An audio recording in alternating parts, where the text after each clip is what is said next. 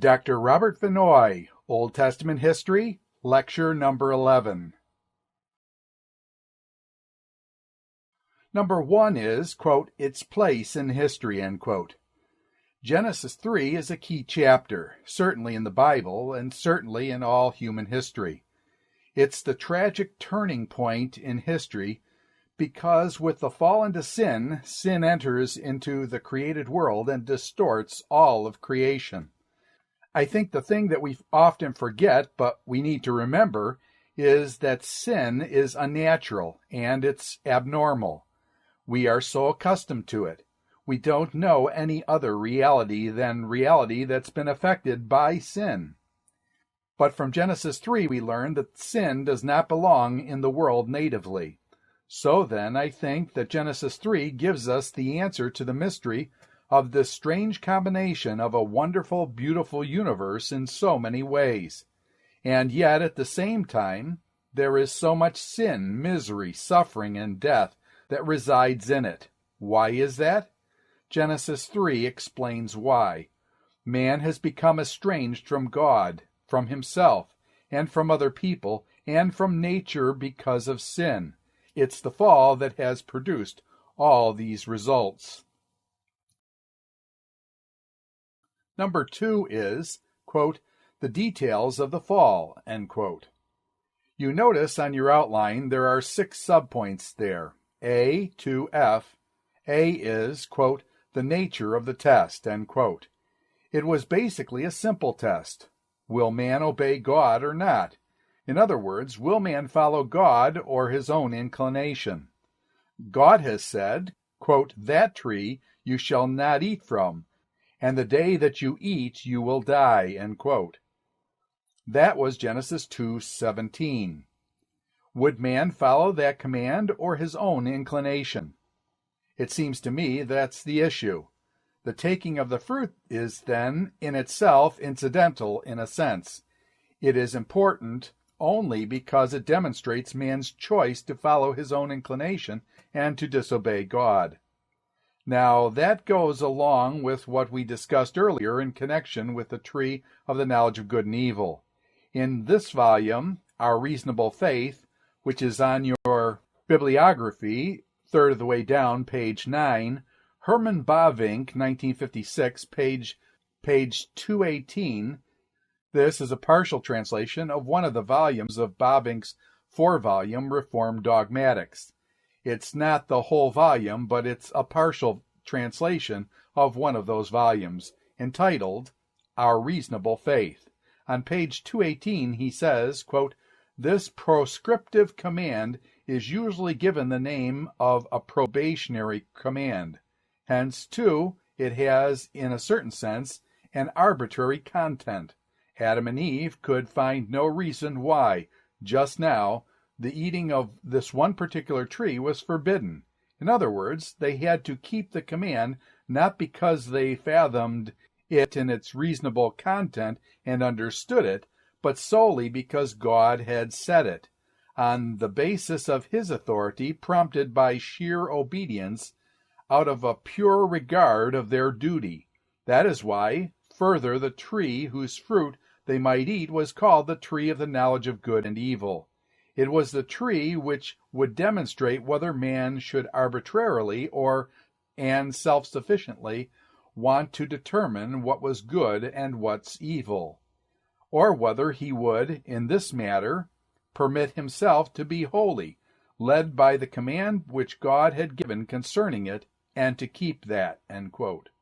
I think he's correct in that sense, that they were to obey simply because God said it. When they broke that, they showed that they were setting themselves up as their own authority rather than submitting to God's authority. So that was the nature of the test. B is, quote, the serpent, end quote. We must remember that in the fall, it's not just Adam and Eve that are involved. There's also a third party, you might say. There's the serpent. John Murray, in some class notes that are unpublished, terms the serpent, quote, the instrument of temptation, end quote. And you read in Genesis chapter 3, verse 1, right to start off, quote, Now the serpent's more subtle than any beast in the field which the Lord God had made. And he said unto the woman, Yea, has God said? End quote. Genesis 3:1 has caused a lot of discussion. You have a talking serpent, and it's often made fun of. Is this allegorical, or is it actual historical fact? Was there really a serpent that spoke? I read to you earlier about the Garden of Eden from this book by John Gibson, the Daily Study Bible series on Genesis. I think there's an entry here on page 9. On page 121, he discusses the serpent as much as he did with the Garden of Eden, which, as you recall, he took simply as parabolic.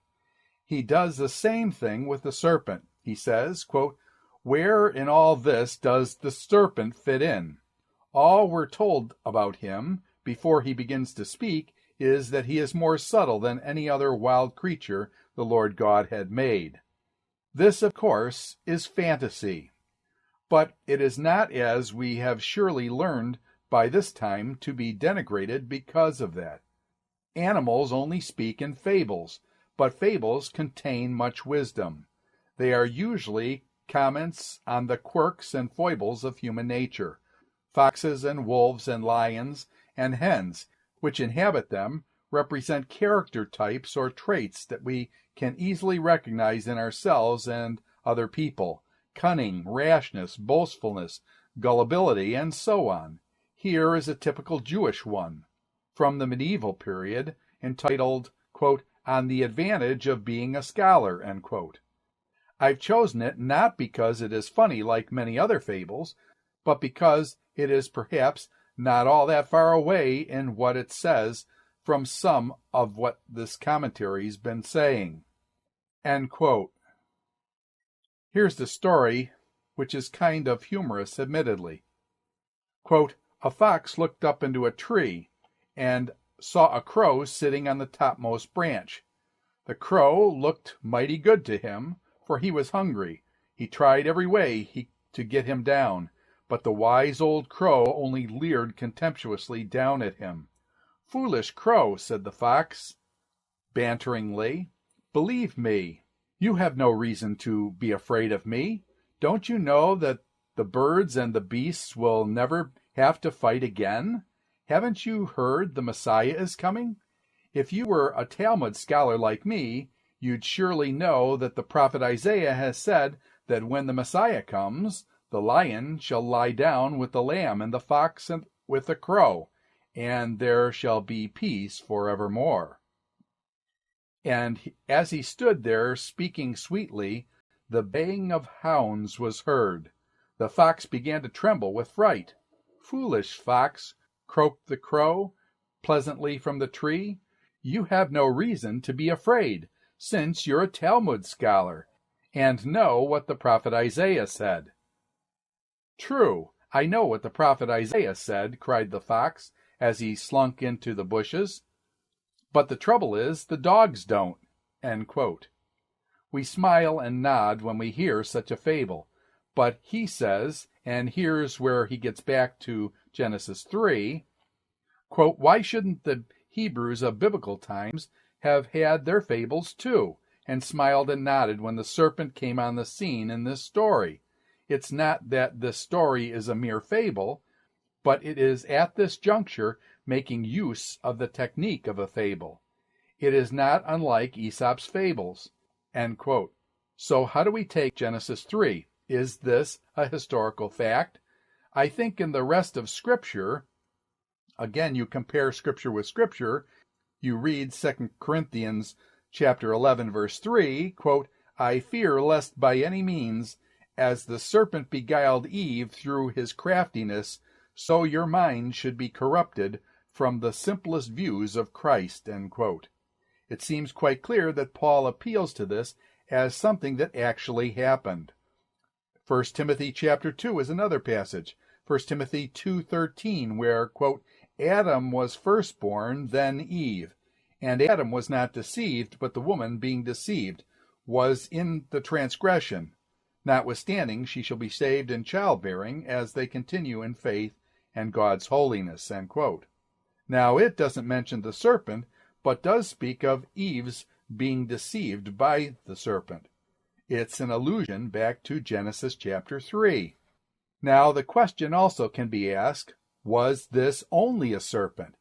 And I think we can legitimately conclude there's more than just the snake involved here. John Murray, and those notes that I referred to earlier, says that he was displaying an intelligence at least comparable to men and probably superior to men. Therefore, we are justified in concluding that there was present here an intelligence comparable to and even higher than man. Again, the rest of Scripture seems to make it clear that there is more than simply the snake that's involved. In John 8:44, it's not the snake, but Satan, who is said to be the father of lies. In Romans chapter 16, verse 20, you get an allusion back to Genesis chapter 3, verse 15. You read, Romans 16:20, quote, "The God of peace shall bruise Satan under your feet shortly," end quote. Go back to Genesis 3:15, where the curse comes on the serpent and on Satan. You read, quote, "I will put enmity between you and the woman, your seed and her seed. He shall bruise your head, and you shall bruise his heel," end quote. And the, quote, "he," end quote, there is identified, and it's speaking of Satan in Romans chapter 16, verse 20. In Revelation chapter 20, verse 2, you read, quote, "And he laid hold on the dragon, that old serpent, who is the devil and Satan, and bound him 1,000 years," end quote.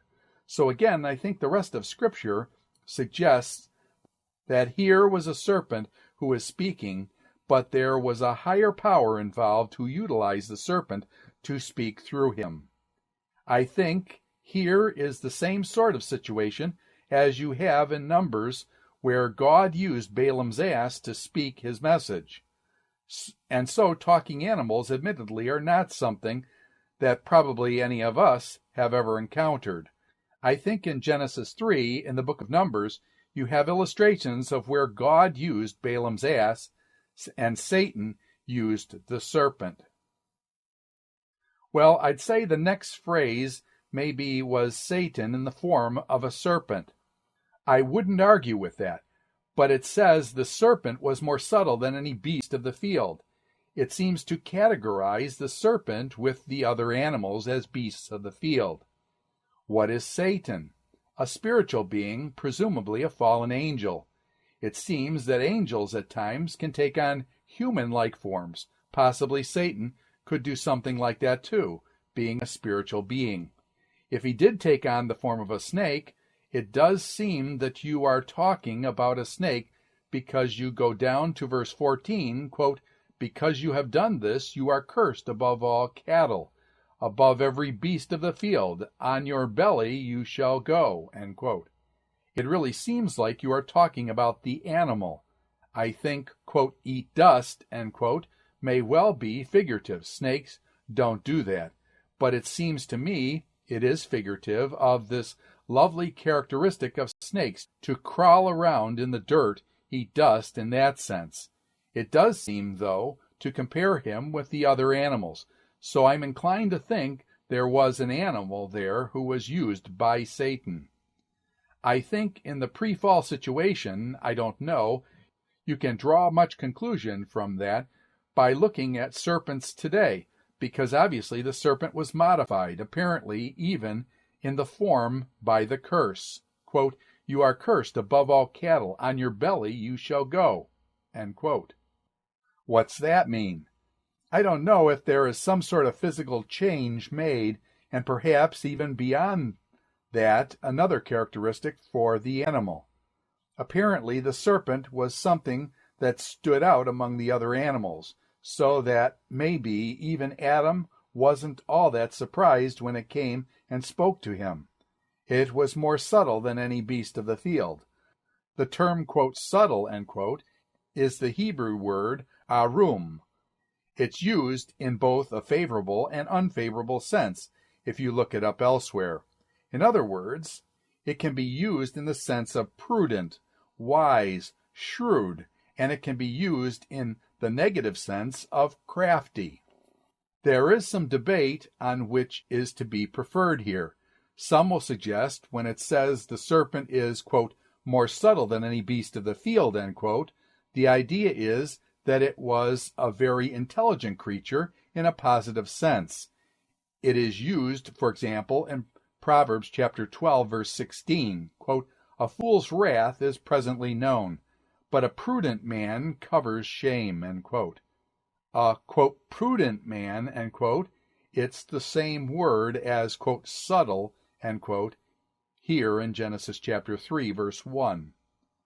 All right, we've got to stop here. That was John Murray's statement, concluding that there was more than simply an animal here, and Satan was involved in speaking through the animal because the intelligence is represented. It's not just an animal. There's more than an animal.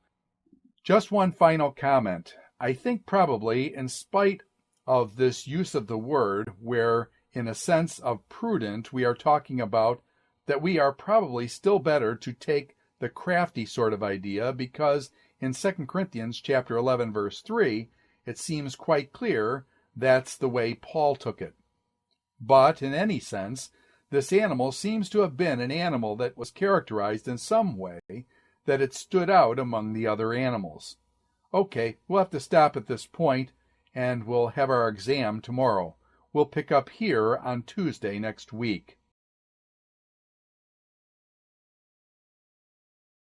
This ends Dr. Robert Vannoy's Old Testament History, lecture number 11.